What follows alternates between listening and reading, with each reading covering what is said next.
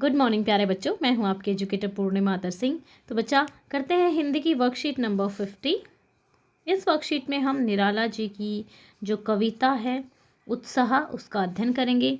आप जानते हैं इस कविता को उन्होंने भारत के युवा वर्ग को बादलों के माध्यम से जगाने की कोशिश की है।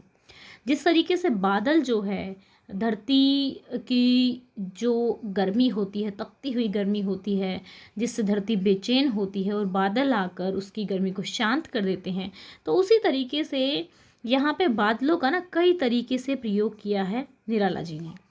तो वो युवा वर्ग को ये कहना चाहते हैं जिस तरीके से बादल जो है धरती की गर्मी को बुझाते हैं, उसी तरीके से जो युवा वर्ग है उसको जो समाज में बुराइयां फैली हुई हैं उसको ख़त्म कर देना चाहिए। तो चलिए इस कविता के माध्यम से यहाँ पे देखेंगे विकल। विकल क्या होता है? बेचैन। विकल विकल, बेचैन बेचैन, ठीक है। उन्मन याद रखेंगे, उन्मन होता है उदास, ठीक है।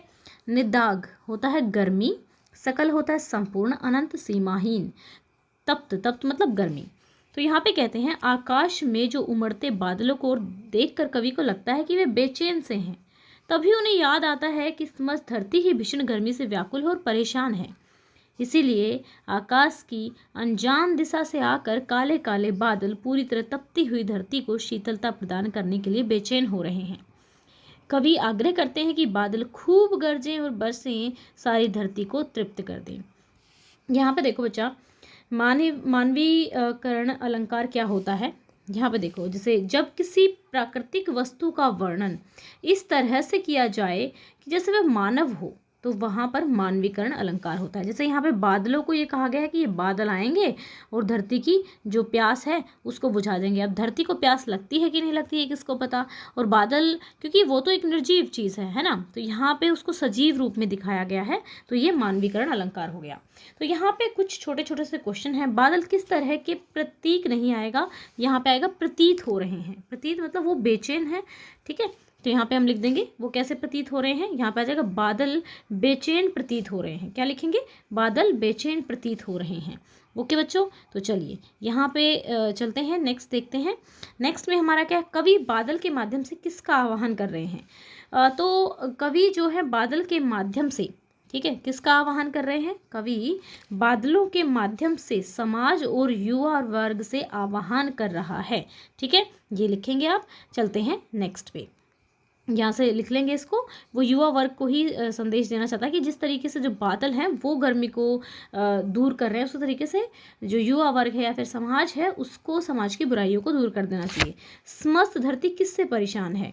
समस्त जो धरती है वो गर्मी से परेशान है, ठीक है। किससे परेशान है? गर्मी से। समस्त धरती भीषण गर्मी से परेशान है, ठीक है।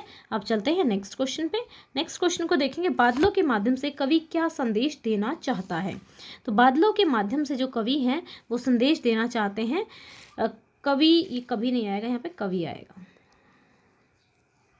कवि बादलों के माध्यम से समाज से शोषण खत्म करने के रूप में आह्वान कर रहा है। अब शोषण जो है, शोषण में कई तरीके की बुराइयां आ जाती हैं, तो इसलिए यहाँ पे मैंने शोषण शब्द का यूज़ किया है, ठीक है बच्चा। तो चलिए ये हो गए हैं हमारे क्वेश्चन। अब यहाँ पे ना एक अच्छी सी कविता आपको बनानी है, वर्षा ऋतु पे गतिविधि है।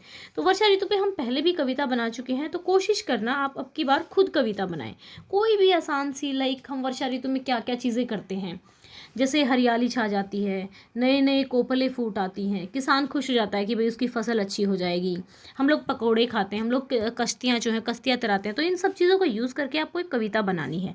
तो मैंने ये कविता जिस छोटी सी, इसको और आगे आप बढ़ा सकते हैं।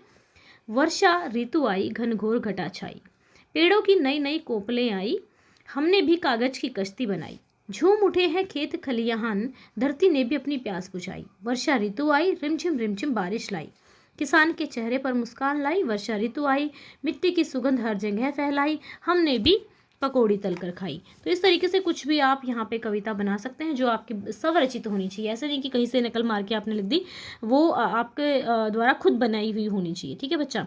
तो ये हो गई है हमारी आज की वर्कशीट। एंड यहाँ पे ध्यान रखेंगे बादलों के रूप में जो है कवि समाज और युवा वर्ग को आह्वान कर रहा है। ये काफ़ी इंपॉर्टेंट क्वेश्चन है।